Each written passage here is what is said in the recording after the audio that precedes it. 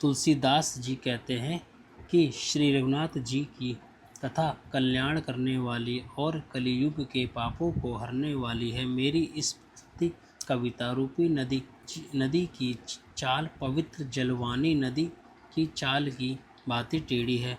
प्रभु श्री रघुनाथ जी के सुंदर यश के संग से ये कविता सुंदर तथा सज्जनों के मन को पाने वाली हो जाएगी।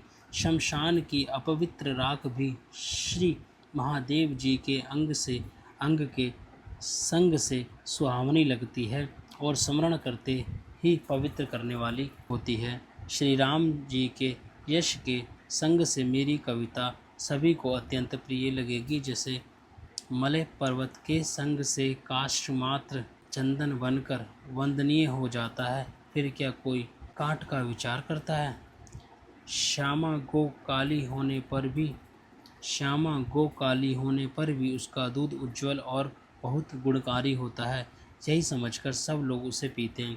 इसी तरह गंवारों भाषा में होने पर भी श्री सीता राम जी के यश को बुद्धिमान लोग बड़े चाव से गाते और सुनते हैं। बोलो जय श्री राम।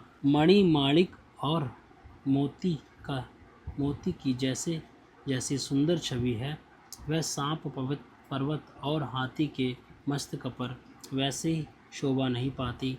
राजा के मुकुट और नवयुवती क्षत्रिय के शरीर को पाकर ही ये सब अधिक शोभा को प्राप्त होते हैं।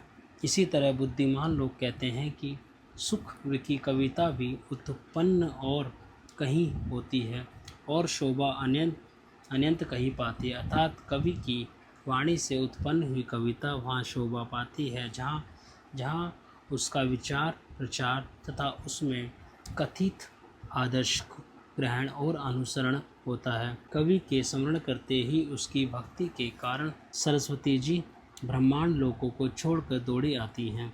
सरस्वती जी की दौड़ी आने की वह तखावट रामचरित रूपी सरोवर में उन्हें नहलाए बिना दूसरे करोड़ों उपायों से भी दूर नहीं होती।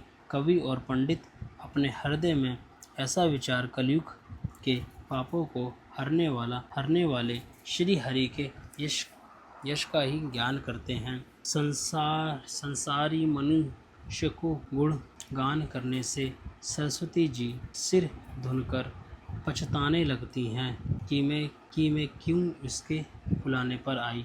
बुद्धिमान लोग हृदय को समुद्र, बुद्धि को सीप और सरस्वती जी को स्वाति नक्षत्र के समान कहते हैं। इसमें यदि श्रेष्ठ विचार रूपी जल बरसता है तो मुक्ता मणि के समान सुंदर कविता होती है।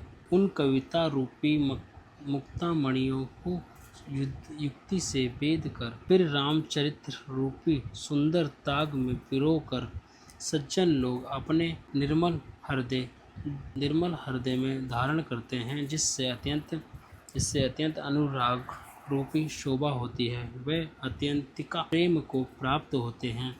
जो कराल कलयुग में जन्मे हैं, जिनकी करनी कोए के समान और वे वेश हंस का सा है, जो वेद मार्ग को छोड़कर कुर्माग्र पर चलते हैं, जो कपट की मूर्ति और कलयुग के पापों के बाड़े हैं, जो श्री राम जी के भक्त कहलाकर लोगों को ठगते हैं, जो धन क्रोध लोभ और काम के गुलाम हैं और जो धींगी करने वाले हैं, धर्म की झूठी ध्वजा फहराने वाले दंभी और कपट के धंधों का बोझ ढोने वाले हैं। संसार के ऐसे लोगों में सबसे पहले मेरी गिनती है। यदि मैं अपने सब अवगुणों को कहने लगूं तो कथा बहुत बड़ी बढ़ जाएगी और मैं पार नहीं पाऊंगा।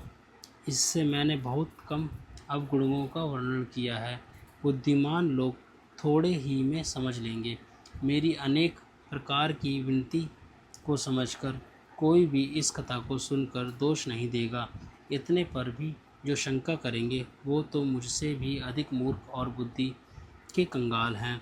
मैं ना तो कवि हूँ ना चतुर कहलाता हूँ। अपने बुद्धि के अनुसार श्री राम जी के गुण गाता हूँ। कहा तो श्री रघुनाथ जी के अपार चरित्र और संसार में आसक्त मेरी बुद्धि है। जिस हवा से सुमरे जैसे पहाड़